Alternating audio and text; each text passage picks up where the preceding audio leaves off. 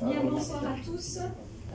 On ouvre donc cette séance du conseil municipal avec 5 minutes de retard, puisque, comme vous le savez, on a déménagé. Aujourd'hui, les nouvelles réglementations nous obligent à réintégrer nos lieux traditionnels de tenue des conseils municipaux.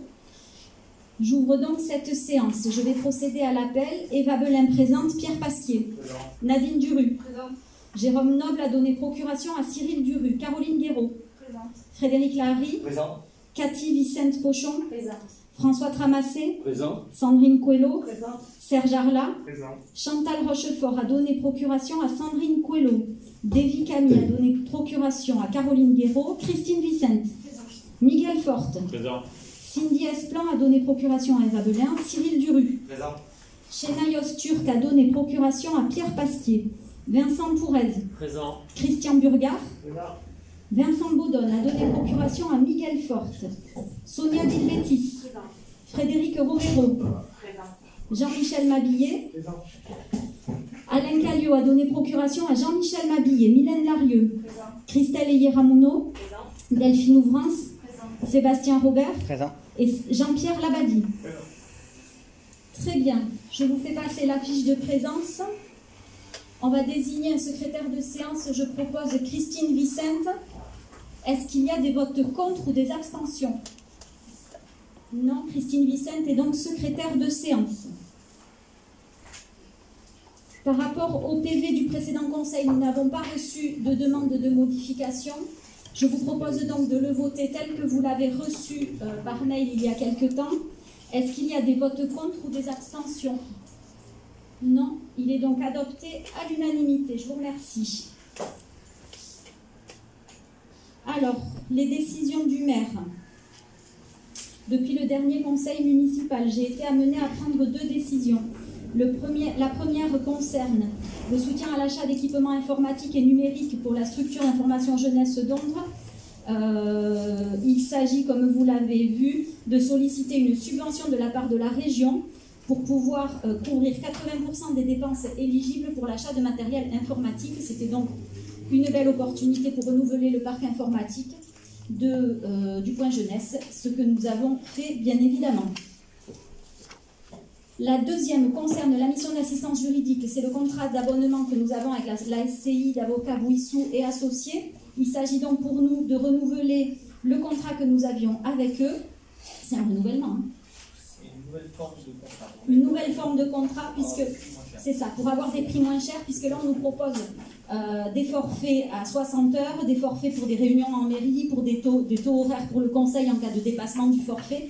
Et c'est plus intéressant pour la municipalité de fonctionner comme ça, puisque ça évite de payer des forfaits à chaque fois. Donc je vous propose de valider ces 2 décisions. Est-ce qu'elles suscitent des remarques ou des questions? Non? Alors, on va pouvoir donc passer à l'ordre du jour du conseil municipal.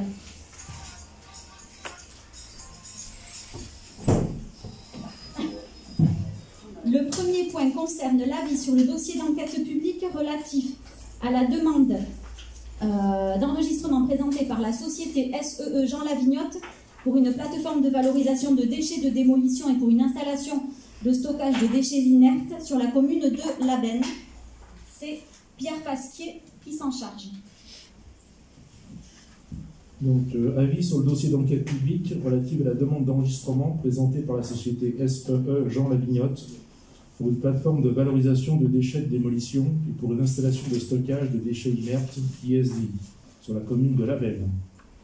Donc, Madame le maire précise à l'Assemblée délibérante que par arrêté préfectoral en date du 9 août 2021, Madame la préfète des Landes a prescrit l'ouverture d'une consultation du public d'une durée de 4 semaines à la mairie d'Ondres, soit du 30 août au 24 septembre 2021 inclus, dans le cadre de la demande d'enregistrement au titre des installations classées pour la protection de l'environnement, déposée par la société SEE Jean Lavignotte pour une plateforme de valorisation de déchets de démolition et pour une installation de stockage de déchets inertes ISDI sur la commune de Labenne au lieu-dit Joanneau. L'avis d'enquête publique a fait l'objet d'un affichage en mairie le 10 août 2021. Conformément à l'article R 123-13 du Code de l'environnement, et durant la période d'enquête, un registre a été mis à disposition du public afin de consigner ses observations et propositions. Conformément à l'article 6 de l'arrêté préfectoral en date du 9 août 2021 concernant l'ouverture de l'enquête publique, le conseil municipal est appelé à donner son avis sur le projet. Au vu du dossier, il est proposé au conseil municipal de formuler un avis favorable à ce projet, sous réserve des conclusions du commissaire enquêteur. Est-ce que cette délibération suscite des questions ou des remarques? Je propose donc de passer au vote. Est-ce qu'il y a des votes contre? Des abstentions? Elle est donc adoptée à l'unanimité. Deuxième délibération, dénomination d'une voie privée, François Tramassé. Dénomination d'une voie privée. Madame le maire rappelle au conseil municipal que, au titre de ses pouvoirs généraux de police, elle a le droit de contrôler les dénominations de toute voie, publique ou privée, et d'interdire celles qui seraient contraires à l'ordre public et aux bonnes mœurs. Des autorisations d'urbanisme ont été délivrées dans le lotissement Le Biarn 2 en vue de construire de l'habitat individuel avec une voie privée desservant 6 lots à bâtir. Cette voie privée est représentée par les parcelles cadastrées section AL numéro 604, numéro 608 et numéro 611. Il convient donc de procéder à la dénomination de cette voie, impasse du Poun. Il n'y a rien de bien compliqué, il s'agit donc juste de donner un nom à une nouvelle voie. Est-ce qu'il y a des remarques? Non, j'imagine que non. Des votes contre ou des abstentions? Non plus. Adopté donc à l'unanimité. Troisième délibération, sollicitation de subvention dans le cadre de l'étude préalable à l'aménagement durable de la plage d'Ondres, Miguel Forte. Alors, Madame le maire rappelle au conseil municipal sa délibération du 8 avril 2021 portant sur l'engagement d'une étude préalable à l'aménagement de la plage d'Ondres. À l'issue d'une consultation de prestations intellectuelles passée selon la procédure adaptée, la commune a désigné le groupement El Paysage Artelia ITC Conseil pour un montant total de 18 545 € hors taxes. En complément de cette étude, une enquête de comptage de véhicules a été réalisée pour un montant total de 4 500 € hors taxes. Il convient donc de solliciter les partenaires institutionnels pour l'attribution de la subvention correspondant à cette étude préalable à l'aménagement de la plage. Le plan de financement prévisionnel s'établit comme suit. Alors, coût total des études, 23 045 € hors taxes. Préfecture 20%, 4 609 €. Région 35%, 8 065,75 €. Département 15%, 3 456,75 €. Commune 30%, 6 913,50 €. Madame le maire propose donc au conseil municipal de solliciter les partenaires institutionnels pour l'attribution des subventions correspondantes à cette étude.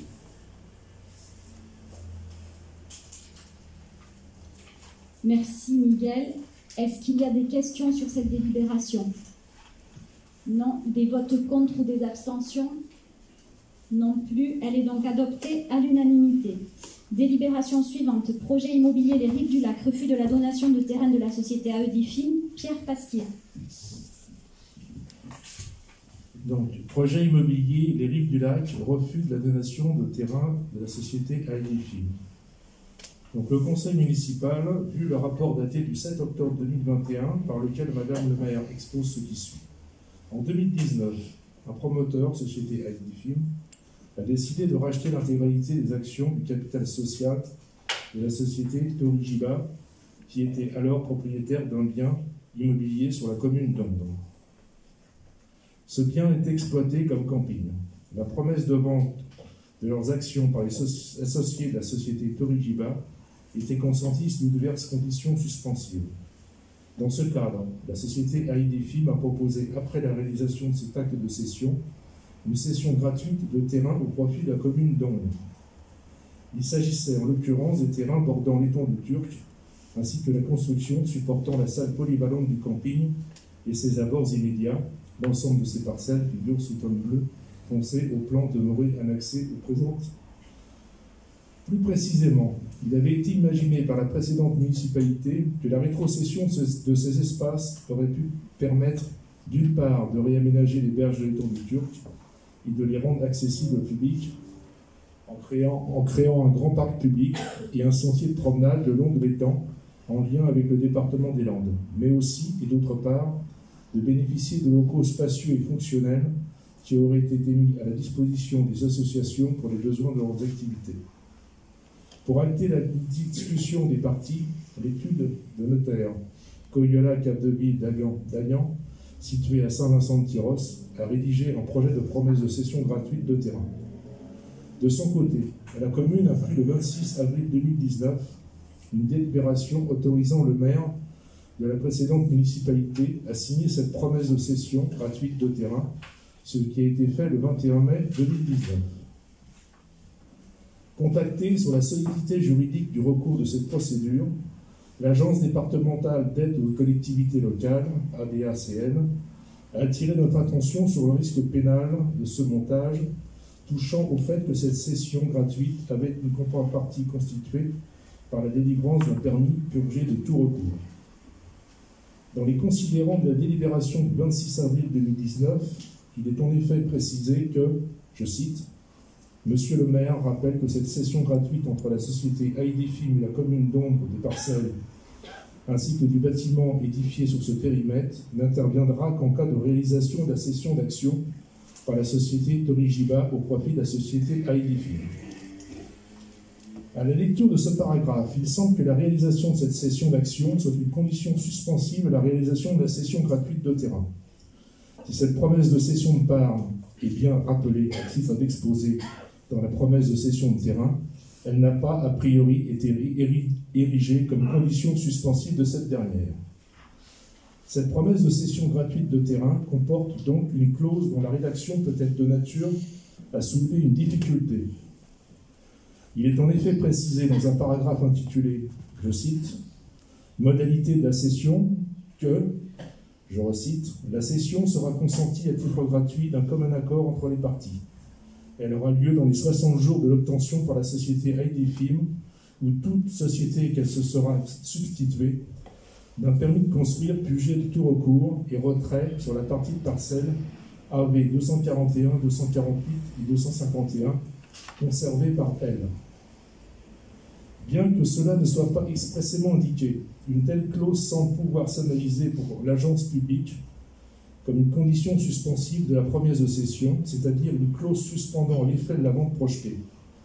En effet, la conclusion de cette vente est prévue pour intervenir dans un certain délai à compter de l'obtention du permis de construire, ce qui, implicitement, semble la conditionner à l'obtention de ce dernier. La légalité de cette clause pourrait être remise en cause par l'acceptation de cette donation. En effet, outre que le fait que cela pourrait s'analyser comme la contractualisation par une personne publique sur l'exercice d'une compétence relevant de l'acte unilatéral, la rendant nulle de plein droit, elle peut également s'analyser comme l'utilisation d'une prérogative de puissance publique, délivrance d'un permis de construire, au profit d'une société en contrepartie d'une cession gratuite de terrain par cette dernière. Ces éléments, complétés de la précision de l'existence en parallèle d'une procédure de modification numéro 5 du document d'urbanisme, pourraient être de nature à créer un risque pénal. Cela pourrait en effet donner l'apparence que la société s'est engagée à transférer gratuitement la propriété de parcelles à condition que la collectivité lui délivre un permis de construire pour son projet.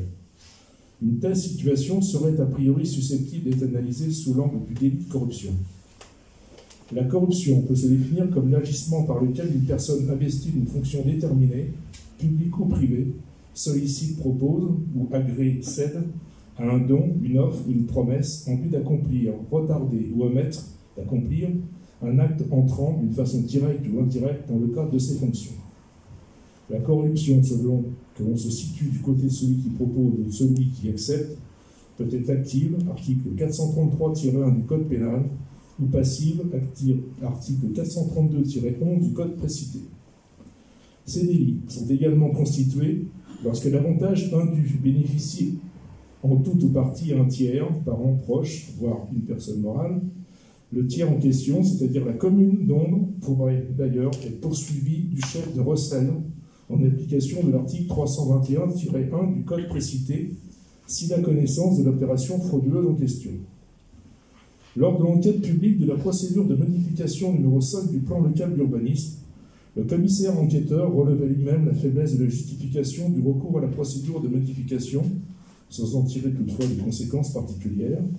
Je cite, « Pour la collectivité, l'intérêt général du projet résiderait dans le don à la commune d'Ondres par le promoteur d'environ 20 680 m² de zone NL protégée par un EBC, actuellement exploité par le camping du lac, et de zone UCC qui deviendrait UHCA. Toutefois, aucun document écrit concernant les engagements du promoteur n'a pu nous être fourni, tant par l'autorité organisatrice de l'enquête que par la mairie d'Ondres. La directrice générale des services nous ayant affirmé que tous les engagements ont été verbaux actuellement, même le cahier des charges dont il été fait état lors des réunions publiques. Au vu de ces éléments, même s'il n'existe pas de certitude absolue, le risque lié à la qualification pénale précitée semble bien présent. Ainsi, compte tenu de la qualification juridique de cette clause et de ses conséquences potentielles, il semble préférable, à tout le moins, de la considérer comme contraire à l'ordre public et donc illégale. De ce fait, la poursuite de l'exécution de la promesse ne saurait être justifiée ou serait susceptible d'engager la responsabilité des deux parties comme il a été indiqué ci-dessus. De plus, la notion de cession gratuite de terrain n'existe plus dans le droit positif depuis la création d'inconstitutionnalité prononcée par le Conseil constitutionnel en 2010, prise d'effet le 23 septembre 2010. Certes, ce type de procédure était le plus souvent imposé par les communes et reprise dans les autorisations d'urbanisme, mais il n'en est pas moins que cette pratique est désormais illégale. Reste aujourd'hui seulement l'acceptation des dons et legs reprise à l'article L. 1121-4 du Code général de la propriété des personnes publiques, CG3P. Ainsi, en application de l'article L. 2242-1 du CG3P, le Conseil municipal a compétence pour statuer sur l'acceptation des dons et legs. Toutefois, le maire peut, à titre conservatoire, accepter des dons et legs avant cette autorisation. Dans ce cas, la délibération du Conseil municipal, qui intervient donc ultérieurement, prend effet le jour de cette acceptation. Article 2242-4 du CGCT. D'une manière générale, les libéralités faites aux communes doivent respecter deux principes, le principe de légalité et le principe de spécialité. En clair, une maire ne peut accepter une libéralité grevée de charges ou qui l'amènerait à contrevenir à la loi, ce qui semble être le cas au regard de ce qui vient d'être dit plus haut. La commune ne peut pas davantage accepter un don ou un legs comportant des charges ou conditions dont l'exécution la conduirait à sortir de ses attributions. Principe de spécialité. Faire construire un lycée, par exemple.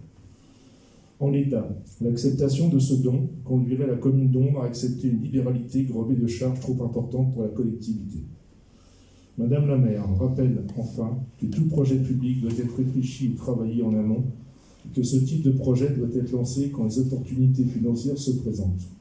Or, s'il avait été avancé par la précédente municipalité le réaménagement des berges de l'étang du Turc, mais aussi la réhabilitation de la salle polyvalente du camping à mettre à disposition des associations, c'était sans compter l'absence totale de réflexion préalable sur ce projet, ainsi que l'estimation financière. En somme, un projet mou. Cette approximation concernant les charges d'aménagement et de réhabilitation du terrain et de son bâtiment ferait peser à la commune un risque financier trop important. Quoi qu'il en soit, si le conseil municipal acceptait cette donation, elle serait définitive, étant donné le risque financier, mais avant tout pénal, identifié par ce qui vient d'être dit ci-dessus. Je vous demande de bien vouloir m'autoriser à refuser cette donation envisagée à l'endroit de la commune d'Ondres par la société AIDFIL. Malgré tout, l'emplacement du terrain et du bâtiment pourrait présenter une opportunité pour la commune dans une perspective de développement de futurs projets d'intérêt général. À ce titre, il paraît pertinent de poursuivre au vu de ces éléments, même s'il n'existe pas de certitude absolue. Donc, à ce titre, il paraît pertinent de poursuivre les réflexions pour bâtir un projet réfléchi fondée sur des études abouties et un coût d'acquisition foncier et bâti préalablement défini par le service des domaines.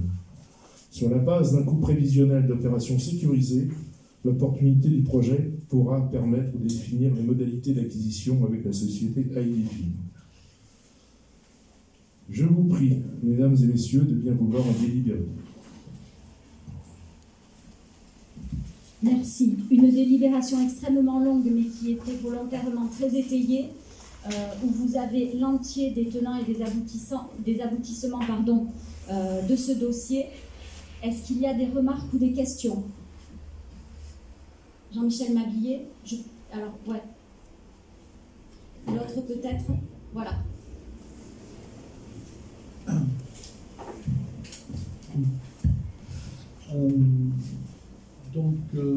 Plusieurs choses. Donc je trouve déjà que la délibération emploie énormément le conditionnel. Cela pourrait s'analyser, pourrait être poursuivi, pourrait être de nature à créer un risque, pourrait donner l'apparence, serait susceptible d'engager, serait a priori susceptible d'être analysé.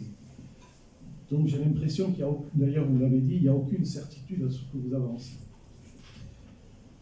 L'autre remarque, c'est que avec cette délibération, vous entendez que le notaire, l'avocat de la commune, à l'époque était incompétent ou je ne sais pas, peut-être corrompu, vous l'avez dit, ainsi que l'avocat d'AIDFIN. D'ailleurs, à l'époque, c'était un sujet qui avait été soulevé et tout le monde s'était attaché à dire qu'il n'y avait pas de sujet là-dessus et que donc il n'y avait pas de risque à prendre pour la commune.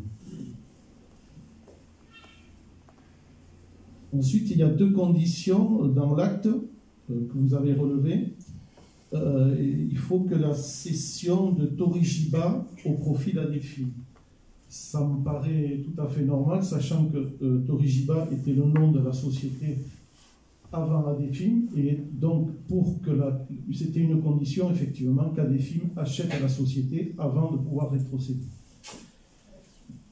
Et la deuxième condition, vous l'interprétez d'une manière, mais c'est conditionné à 60 jours de l'obtention du permis de construire. C'était un petit peu pour protéger la commune et donc pour faire que la donation se fasse non pas dans les 10 ans à venir, mais dans un délai raisonnable. Donc ça, c'est la première partie de mes remarques. Ensuite, il y a un mot qui est étrange au milieu là. Vous avez qualifié de projet mou. Alors, bon, je ne sais pas dans votre langage ce que ça veut dire, mais vous avez dit absence totale de réflexion préalable et aucune estimation financière. Vous ne pouvez pas ignorer que des réunions publiques concernant ces locaux ont été réalisées, que des réunions publiques sur l'aménagement des berges du lac ont été faites, qu'il y a aussi et surtout 2 études qui sont en mairie, et toutes les 2 chiffrées. Alors, je vais vous... Bon, il y en a une là, donc ça c'est les... Non, c'est les bureaux, ça doit faire une 60aine de pages. Donc là, la première sur l'implantation des locaux, j'y reviendrai. Et la deuxième, c'est sur les berges du lac.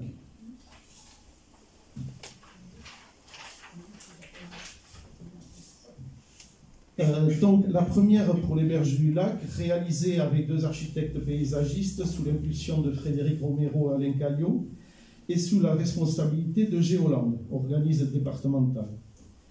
Les techniciens du département qui ont travaillé sur ce projet seront très heureux d'apprendre que leur projet était mou. La deuxième, réalisée par le cabinet Abbas-Gram, concerne l'utilisation du bâtiment par les assos du village. Cette étude, réalisée en 2016, à la suite de la proposition du propriétaire de l'époque, de nous vendre les bâtiments.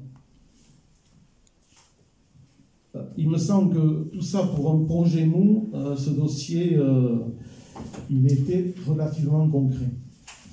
Après, on peut qualifier, enfin, qui veut se débarrasser de son chien l'accuse de la rage. Donc là, on peut effectivement...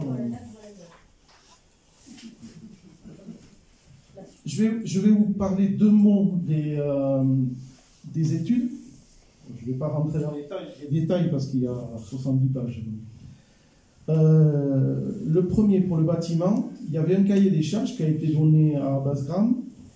C'était le recensement des besoins en locaux des associations, étudier l'implantation des besoins dans les futurs locaux en limitant au maximum les frais. Ça, c'était le cahier des charges. Je vous passe tous les détails parce qu'il y en a plein, mais je vais relever quelques chiffres. La surface du terrain constructible il est d'ailleurs de 4500 m². Il y a 1500 m² qui est toujours disponible pour la construction. La surface du bâti principal était de 890 m².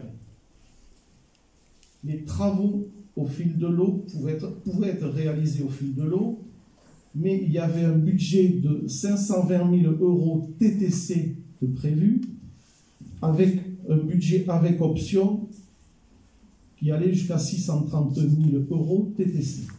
Ça, c'était le budget.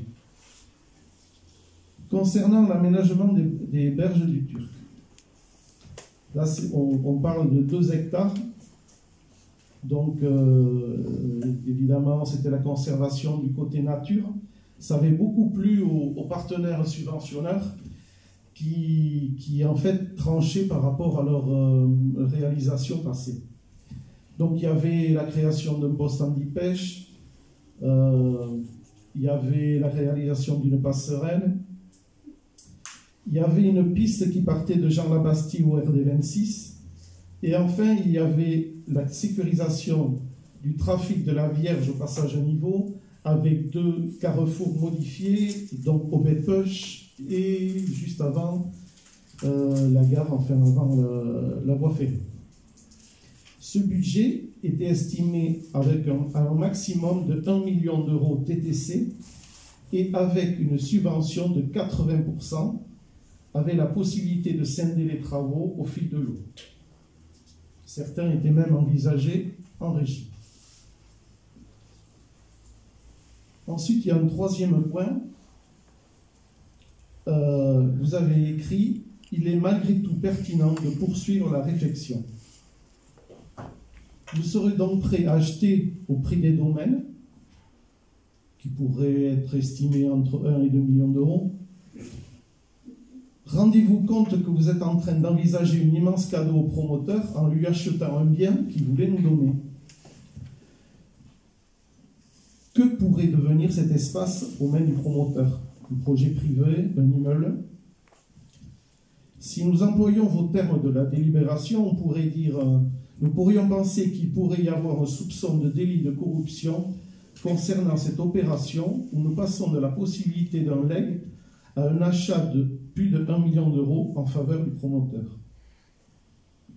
Pour rappel, la proposition de vente de 2016 du propriétaire de l'époque pour les seuls bâtiments était de 700 000 €. Proposition que la majorité de l'époque avait refusée. Ce projet, vous n'en vouliez pas, vous avez cherché 1000 excuses pour qu'il ne se fasse pas, vous n'avez rien fait pour trouver une solution pour le 2e accès. Aujourd'hui, vous laissez filer l'opportunité de donner à André un merveilleux espace de 2 hectares à 500 mètres du centre-ville, de faire une énorme économie pour les finances de la commune, de loger un grand nombre d'associations, 1000 m² d'espace bâti, alors que la création de l'école à Douzmaïnan, vous allez supprimer des locaux associatifs, salle de danse, la salle pour les chasseurs et de nombreux stockages. Et donc là, je vais m'adresser à vous, mesdames et messieurs les conseillers. C'est une grave décision lourde de conséquences que vous allez prendre. Réfléchissez bien avant de la voter. Pensez à vos enfants, petits-enfants qui seront privés de cet espace naturel remarquable, placé au cœur du village. Vous avez tous un voisin, un ami qui est adhérent dans l'une des nombreuses associations andraises. Pourquoi les priver de ces superbes outils à 500 mètres du centre-ville? Pour répondre à votre dernière question, juste parce que c'est illégal, ça me semble déjà une bonne raison. Pour revenir sur votre intervention, effectivement, le conditionnel est très employé, c'est comme ça, c'est juridique. Cette délibération, vous imaginez bien que c'est ni moi, ni le DGS, ni personne de la mairie qui l'a rédigée, mais c'est bien un cabinet d'avocats, même 2 juristes ensemble, puisque c'est pas le simple fait d'un cabinet d'avocats, c'est aussi l'ADACL qui nous a alertés. Et j'aime bien vous dire que quand l'ADACL, la directrice de l'ADACL m'appelle un matin pour me dire « Madame le maire, il y a quelque chose de très grave qui se passe sur votre commune, votre responsabilité pénale pourrait très largement être engagée », j'ai moyennement envie de rire. Franchement. Alors, aucune certitude, c'est sûr. Ni dans un sens, ni dans l'autre. Mais voyez, gouverner, c'est prévoir, et moi, je ne prendrai pas ce risque-là. Si mon prédécesseur avait envie de le prendre, très bien. Il avait qu'à le prendre. Moi, je ne le prendrai pas. Je ne le prendrai pas par respect pour les Léondraises et Léondrais et par respect pour le projet qu'on a amené et qu'on mènera de toute façon avec ou sans cette parcelle. Vous employez des mots que je vous laisse à votre propre crédit, un notaire qui serait incompétent et corrompu. Alors là, je vous laisse là-dedans, ne comptez pas sur moi pour y aller. Par contre, effectivement, il y a des choses à régler avec le notaire. Parce qu'effectivement, il y a des choses qui se sont passées et moi, j'ai besoin de savoir si je peux encore faire confiance à un notaire qui, d'après un cabinet d'avocats et la DACL, qui est une structure publique, était sur le point, finalement, de nous laisser engager une procédure qui engageait ma responsabilité pénale, celle de la commune plus largement. Le projet mou. Alors, je comprends que ça vous fasse réagir, mais là aussi, M. Maguillet, c'est pas moi qui ai employé cette expression, c'est personne d'ici. C'est un terme qu'a indiqué le cabinet d'avocats pour qualifier le projet, puisqu'il n'a pas de fond. Ce projet n'a pas de fond, puisque le fond est mouvant, mou du verbe mouvant. Voilà, mouvant. Puisqu'il n'y a pas de fond, il est illégal. Le fond est illégal. Donc, forcément, c'est un projet mou. Quand vous faites référence aux réunions publiques, effectivement, il y a eu des réunions publiques auxquelles j'ai personnellement assisté et qui étaient basées, là aussi, vous pouvez multiplier les réunions, vous pouvez multiplier les études, j'y viens ensuite. Vous pouvez demander à faire réfléchir tout le monde sur un projet. Ce projet, à la base, reposait sur une démarche qui était illégale. C'est pas moi qui le dis. C'est l'ADACL, par la voix de sa directrice, qui m'appelle et qui me le dit. C'est un cabinet d'avocats, qui était le vôtre déjà sous le mandat précédent, qui me le confirme. Alors, on peut multiplier les réunions publiques, on peut faire plein d'études. Vous dites que les techniciens du conseil départemental seront certainement vexés, que l'étude était très complète et le cahier des charges. Mais on peut, il n'y a pas de souci. Sauf qu'à la base, quand c'est illégal, ça rend les choses impossibles. Alors vous pouvez dépenser tout l'argent que vous voulez pour réfléchir à quelque chose, si à la base c'est pas légal, on n'ira pas plus loin. Et moi je ne prendrai pas ce risque-là. Sur la poursuite des réflexions, effectivement, il ne s'agit pas de stopper net les réflexions. Par contre, je ne sais pas là non plus d'où vous sortez cette énormité d'1 ou 2 millions pour les promotions. Ça aussi, je vous laisse ces chiffres-là. Les domaines l'ont estimé, hein, 300 000 €. Ah ben écoutez, pourquoi vous dites non? Mais c'est quand même dingue. Non mais c'est quand même dingue. Monsieur Lenet a le document. Madame Beuler, le bâtiment du CSO a été estimé à 280 000 €. Eh bien écoutez. Non mais bon, on ne peut pas dire n'importe quoi en même temps. Vous savez quoi? Je ne dis pas que c'est vous, officiellement devant tout le monde, on vous fera passer l'estimation des domaines. Alors, je veux bien que vous soyez compétent et que peut-être plus qu'un notaire, plus que les domaines, plus que tout le monde. Mais c'est pas moi qui ai fait l'estimation, c'est les domaines. 351 000 €. Voilà. Vous parlez de quoi? Du bâtiment, des terrains, ou de tout?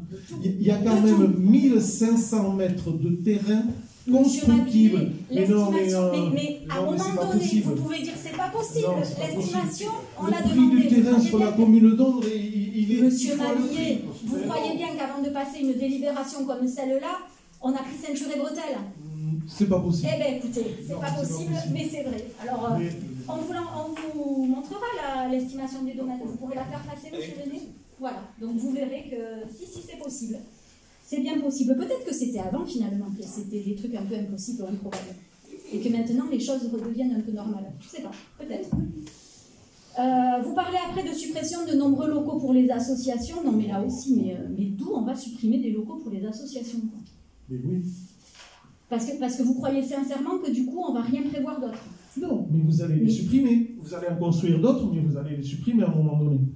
Non, mais on ne va pas supprimer tant qu'on n'a pas trouvé de solution. Et bien, On donc va pas vous faire allez, comme vous. à un moment donné... On ne va pas faire comme vous, on ne va pas faire tomber un dojo avant d'en avoir reconstruit un autre. Vous voyez ce que je veux dire? Et là, vous Parce dites qu'aujourd'hui- n'importe quoi. Non, Là, vous dites non, n'importe non, quoi. Le Monsieur dojo Rabillet, était vous prêt à n'avez tomber pas la tout parole seul. et je vous ai laissé Non, parler mais jusqu'au bout. vous n'avez pas le droit de dire n'importe quoi. Vous n'avez pas la parole, je vous ai laissé parler jusqu'au bout, j'ai écouté tout ce que vous aviez à dire et qui était parfois fort limite, voire fort risible. Maintenant, vous écoutez ce que je vous réponds. C'est le jeu, c'est comme ça. Le dojo, vous l'avez fait tomber et vous n'en avez pas construit d'autres. Et ça, vous pouvez le tourner comme vous voulez, il pouvait tomber tout seul. C'est encore pire s'il tombait tout seul. Gouverner, c'est prévoir. C'est que vous n'aviez pas prévu, il fallait le retaper. Qu'est-ce que vous voulez que je vous dise? C'est comme ça. Alors, effectivement, mes chers collègues, réfléchissez bien avant de voter et réfléchissez bien que accepter un don qui est illégal, c'est engager la responsabilité pénale de la commune. Donc nous ne l'accepterons pas. Mais vous êtes libre, évidemment, on est en démocratie, d'accepter ce qui vous plaît. D'autres remarques? Oui, je veux bien répondre 2 secondes. Répondez. J'ai compris qu'en fait, le notaire n'avait pas été incompétent, mais finalement, vous doutez de sa compétence. Est-ce que vous venez de dire? Alors, vous êtes là ce soir, vous êtes un maître Capello, prof de français. Est-ce que j'ai employé moi le terme incompétent? Je vous ai dit que j'étais, au vu de ça, en droit de m'interroger sur la confiance que je pouvais témoigner à ce notaire qui était sur le point de me laisser m'engager dans une procédure jugée illégale par des juristes et des cabinets d'avocats. Est-ce qu'à un moment donné dans cette phrase, vous avez entendu le mot incompétent? Alors je remplace, vous l'avez entendu? Je oui remplace oui compétence par confiance. Ah ben voilà, Donc, là on y est. Donc le notaire n'est pas digne de confiance. Vous posez la question. Ça y est, on s'entend. Ça veut dire ce que ça veut dire. Tout à fait. Et ça veut bien dire ce que je disais depuis le début en même temps. Est-ce qu'il y a des votes contre cette délibération? Pardon. Oui, pardon, monsieur Robert, excusez-moi.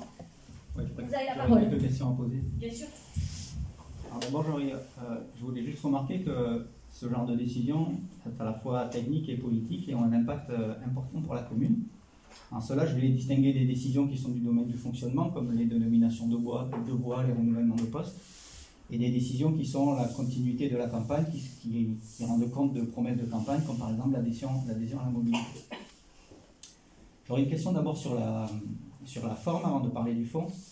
Je voudrais savoir pourquoi cette décision, donc, qui est quand même importante et qui demande d'emmagasiner un certain nombre de données techniques pour pouvoir bien comprendre les tenants et les aboutissants, comme vous disiez, n'a pas été discutée à la dernière commission urbanisme qui a eu lieu il y a seulement 15 jours. Je vous laisse répondre au fur et à mesure plutôt. Oui, je pense que c'est mieux. Alors, c'est bien entendu le genre de dossier qu'on ne peut pas se permettre de discuter en commission, puisque c'est des dossiers qui sont d'ordre juridique et qu'il convient que ce soit des dossiers qui passent uniquement par nos cabinets d'avocats. Donc, même au niveau de la majorité, ce sont des choses qu'on n'a pas divulguées dès le début, sous les conseils, évidemment, de nos cabinets d'avocats. Donc, nous, on a suivi la procédure qui était telle qu'elle nous a été proposée. Parce qu'il y aura en fait une illégalité à divulguer un certain nombre de données en commission. Il n'y a pas d'illégalité, mais il y a un danger de fragilisation, d'ébruitement aussi, on ne va pas se mentir. Il n'est pas question que ce genre de choses, tant qu'elles ne sont pas actées et tant qu'elles ne sont pas certaines, soient discutées même avec les élus au sens large. Donc c'était ma responsabilité pénale qui était engagée. Et les avocats nous ont sollicité pour fonctionner comme ça. Ok, alors je comprends tout à fait que dans la démarche de réflexion et de savoir quelle décision sera prise, tant que la décision d'éventuellement proposer le rejet de ce don n'est pas faite, vous devez faire votre travail en interne, aucun problème. Ma seule question, c'est pourquoi ce qui a été lu là n'a pas pu être lu en commission, juste pour qu'on puisse justement s'expliquer et nous se préparer notre décision en fait. Je ne comprends pas qu'est-ce que vous auriez voulu précisément voir en commission, du coup, dites-moi. Eh bien, est-ce que vous venez, le texte que M. Pasquier vient de lire là, pourquoi il n'a pas pu être lu en commission? Parce que c'était un document qui n'avait pas vocation à sortir publiquement tant qu'il n'était pas voté ce soir. D'accord. Ce qui nous prive d'un temps de réflexion ou d'un travail Vous avez, d'analyse pour pouvoir... vous avez eu 5 jours. D'accord. C'est ce que je voulais entendre. Très bien. Si je redis 5 jours, elle rigole ou... Non? Après, j'ai une autre question un peu sur la forme. Normalement, cette donation aurait dû intervenir 60 jours après l'acceptation du permis. Le permis est bien plus vieux que ça. Est-ce que vous savez pourquoi ça n'a pas été mis en application? Je ne peux pas vous répondre. D'accord. La date du permis, c'était quoi à peu près, vous savez? Il était purgé de recours, me semble-t-il, en janvier 2020. Je parle de mémoire, je ne sais plus. Oui, mais c'est à quelques mois près, c'est pour savoir si ça fait 6 mois. Je peux pas. On pourra vous donner la date. On vous donne une date, Patrice, vous pourrez donner la date exacte? On vous donne la date exacte. Je ne l'ai pas en tête. Alors maintenant, sur le fond du dossier, j'ai juste quelques questions pour essayer de comprendre un peu mieux. Bon, il est vrai que ce montage fait un peu mélange des genres, hein, c'est-à-dire qu'il peut y avoir un conflit d'intérêts, à savoir que pour obtenir la propriété de ces terrains et de ce bâtiment, la mairie pourrait avoir été plus encline à délivrer une autorisation ou à modifier le PLU qui permet de délivrer cette autorisation. Il me semble quand même, je le signale, que dans l'exposé des faits qui a été lu, donc si j'ai bien compris, c'est le cabinet d'avocats qui l'a rédigé, donc je me permets juste de faire la remarque, et certainement qu'il doit y avoir une justification, mais j'ai l'impression qu'il y a un mélange en fait entre ce qui relève des écrits d'actes notariés et ce qui sont de simples déclarations en conseil municipal, et qui à mon sens n'a pas de portée contractuelle. Par exemple, à un moment donné, il est dit que le fait que la cession d'action soit une condition suspensive à la cession gratuite de terrain découle d'une remarque juste avant qui cite en fait un propos tenu en conseil municipal. Et pour moi, ça n'a pas de valeur, parce qu'en fait, un élu, il peut présenter comme il veut ou lire comme il veut un événement, mais ce qui compte, c'est ce qui est contractuellement et régulièrement signé entre les deux parties. Voilà, je voulais juste faire cette remarque, certainement que le cabinet en a tenu compte, mais je voulais quand même le dire. Ensuite, je reviens sur le conflit d'intérêts lui-même, s'il est avéré.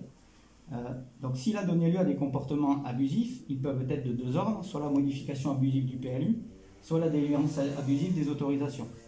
Ces deux événements sont d'ores et déjà passés.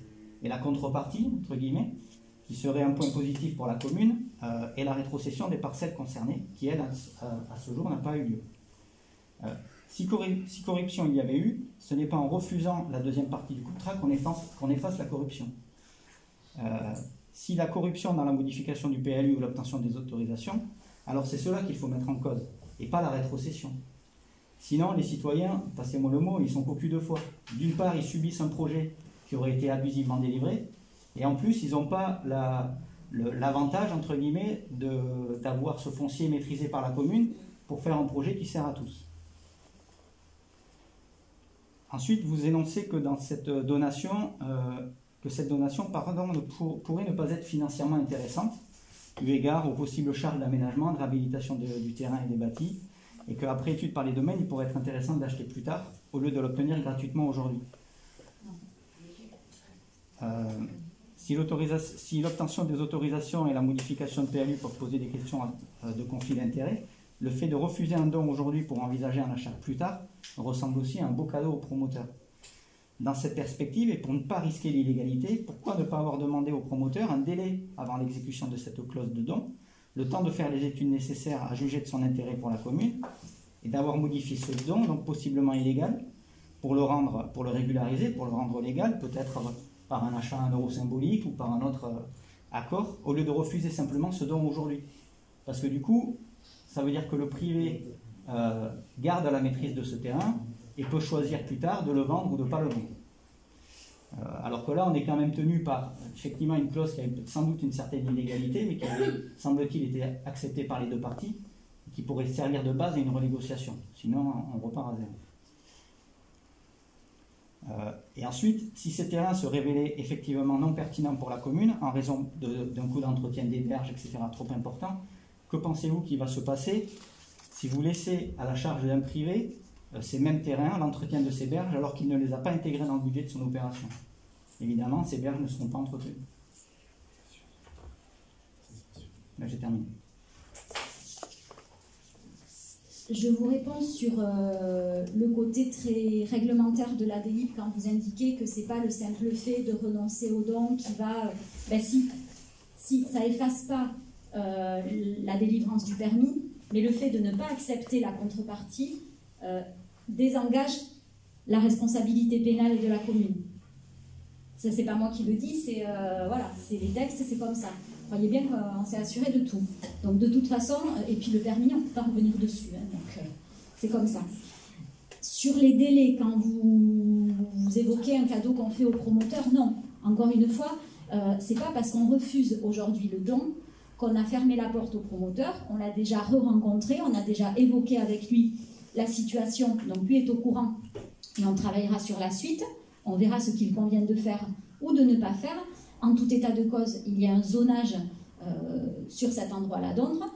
Donc le promoteur ne pourra pas faire ce qu'il veut, le promoteur ne pourra pas faire n'importe quoi. Il y aura des documents à instruire, des permis à instruire, etc.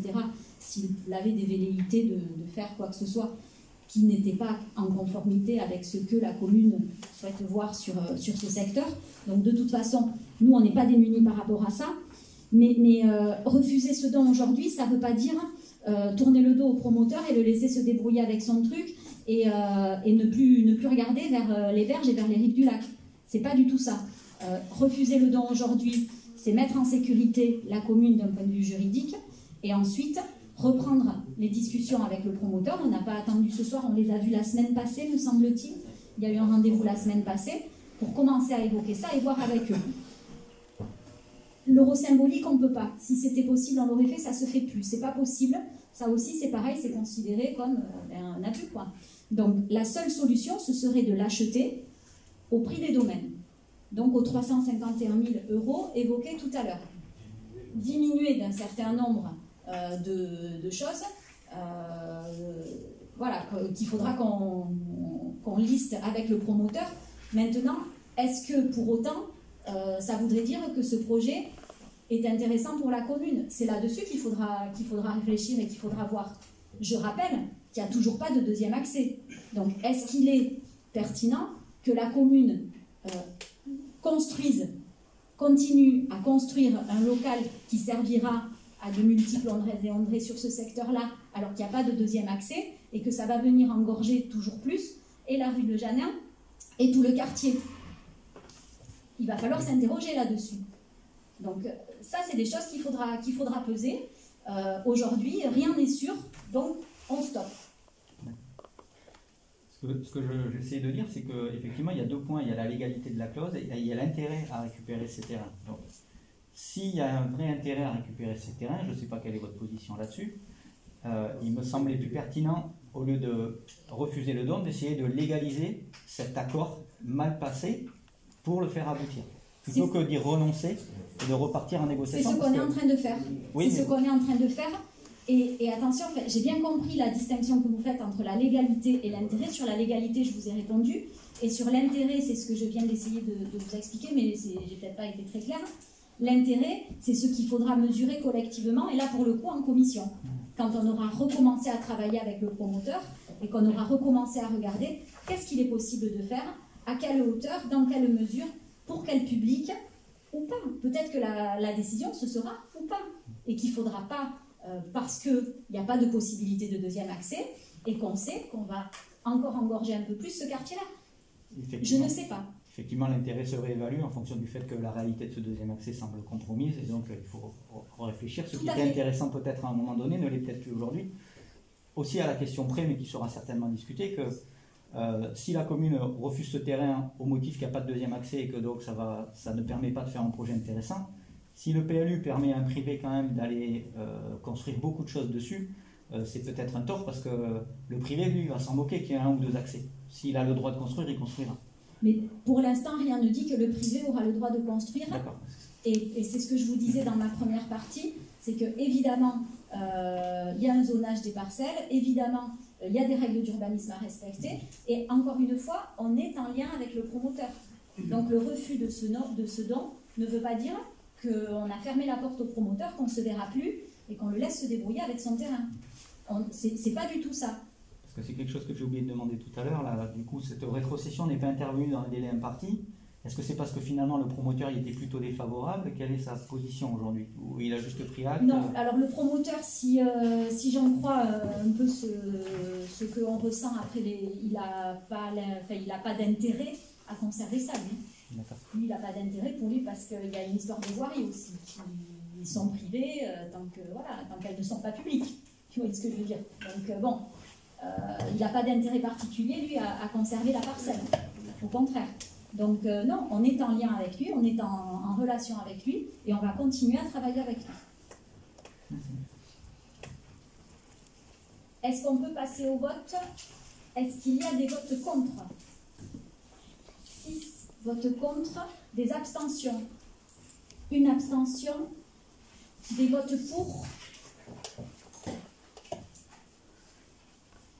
l'unanimité sur ce qu'il reste. Très bien.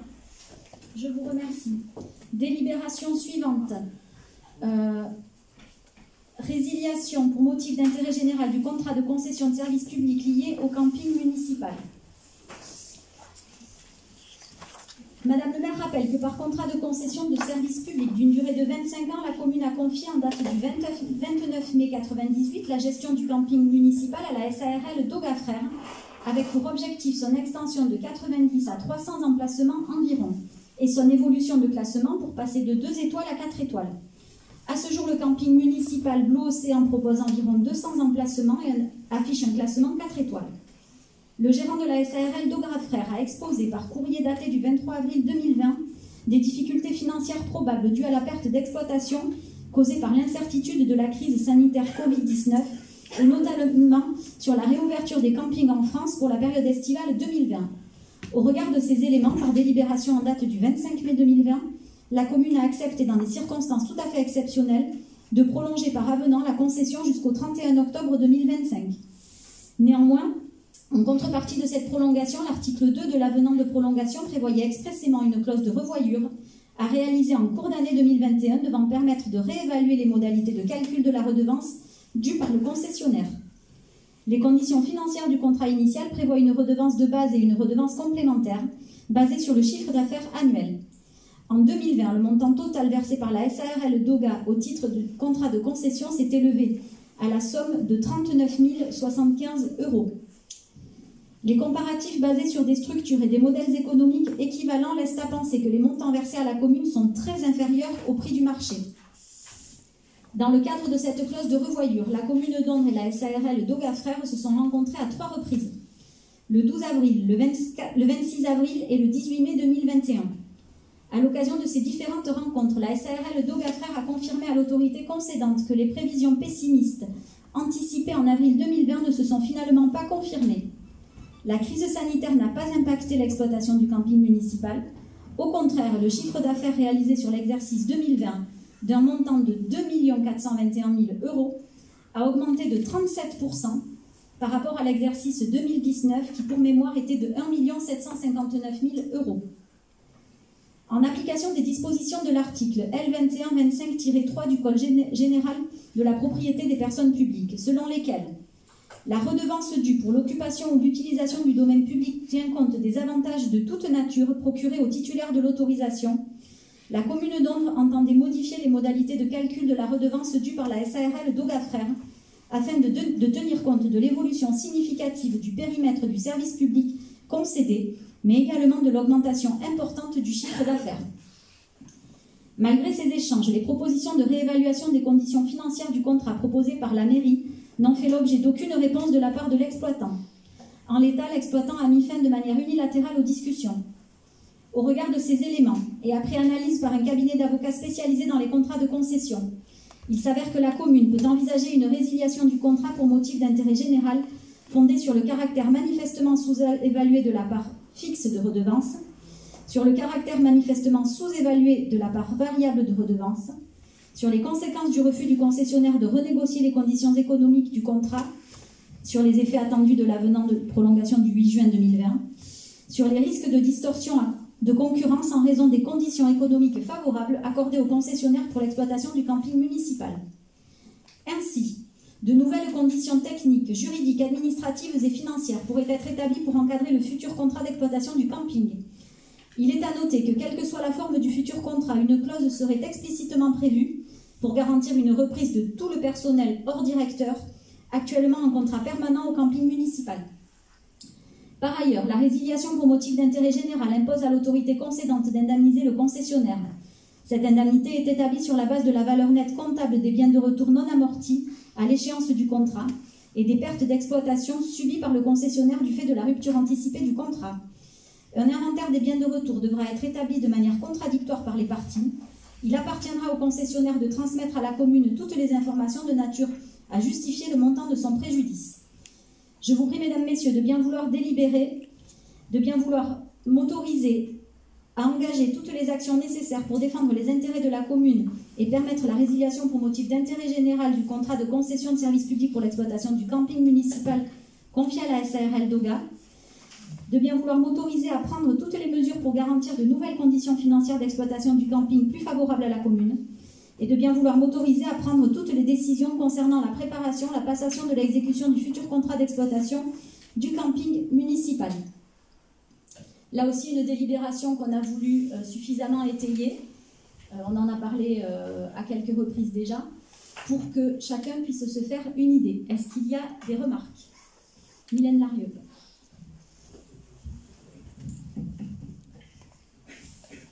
Merci. Plutôt des questions, en fait, pour avoir quelques éléments de précision. Tout d'abord, quelle suite envisagez-vous après la résiliation de cette DSP? Est-ce qu'il y a déjà des choses qui sont envisagées, une reprise par la commune, une DSP avec un nouveau prestataire? Est-ce que vous avez déjà... Vous voulez que je vous réponde au fur et à mesure? Comme vous voulez. Pour l'instant, il est encore un peu trop tôt pour y réfléchir. C'est un travail qui sera mené là aussi par les élus. Mais vu la taille de ce camping municipal, il faudra tenir compte aussi des responsabilités qui incombent du coup à la commune et aussi du travail que ça demande d'avoir un équipement communal en délégation de service public, dans la mesure où, avec cette méthode-là, la commune se doit de contrôler les comptes tous les ans, etc. Et ça devient, il faudrait qu'on soit suffisamment outillé pour ça. Et aujourd'hui, la commune d'Ondres n'a pas les compétences en interne pour réaliser ce genre de contrôle et de suivi. Mais pour l'instant, rien n'a été privilégié. Ça ne fait pas partie encore des discussions qu'on a eues avec le cabinet d'avocats qui nous accompagnera, même à l'issue de la DSP, pour nous guider un petit peu vers des choix, nous faire des simulations sur ce qui pourrait être le plus intéressant pour la commune. Et ce qui pourrait, et je pense que ça sera bien qu'ils viennent expliquer peut-être à un moment donné, ou en tout cas qu'on puisse faire un rendu de ce qui sera dit par le cabinet spécialisé. Donc c'est un cabinet spécialisé dans tout ce qui est contrat de concession, et ça serait bien que, voilà, qu'ils nous donne quelques éléments. Pour l'instant, on n'y a pas travaillé. Voilà, important aussi, dans le cahier des charges qu'on a confié quand même au cabinet d'avocats, c'est qu'on souhaite évidemment qu'il n'y ait pas d'interruption dans la gestion du camping. C'est-à-dire qu'on souhaite quand même que la saison 2022 puisse avoir lieu, évidemment. Alors, dans le cas où éventuellement une gestion communale serait envisagée, dans la délibération, il est bien précisé effectivement que l'ensemble des salariés, enfin du personnel serait repris. Mais on peut voir dans le bilan de la SARL qui gère actuellement le camping que la masse salariale s'élève à plus de 900 000 €. Donc effectivement, c'est un point qui nous interroge et en tout cas un point d'alerte qu'on a soulevé, tout comme la capacité de la commune éventuellement à assumer 5 ou 6 millions d'euros d'investissement nécessaires au fonctionnement du camping. De même, dans la délibération, il est précisé que la commune devra indemniser le concessionnaire sur la base de la valeur nette comptable des biens de retour non amortis et des pertes d'exploitation subies du fait de la rupture anticipée. Est-ce que ce montant d'indemnité aujourd'hui a été évalué pour savoir combien ça coûterait à la commune? Alors, je réponds juste au point d'avant sur la gestion communale. Évidemment, ça fait partie des points qui sont pour nous importants, c'est la masse salariale. Et c'est pour ça que je vous dis, est-ce qu'une commune a vocation à gérer un camping de 300 ou 400 emplacements, enfin un camping 4 étoiles de 300 ou 400 emplacements? C'est une question qui conviendra qu'on se pose collectivement, mais effectivement, Et à côté de ça, ceux qui sont favorables diront « Oui, mais il dégage 2 500 000 € de chiffre d'affaires.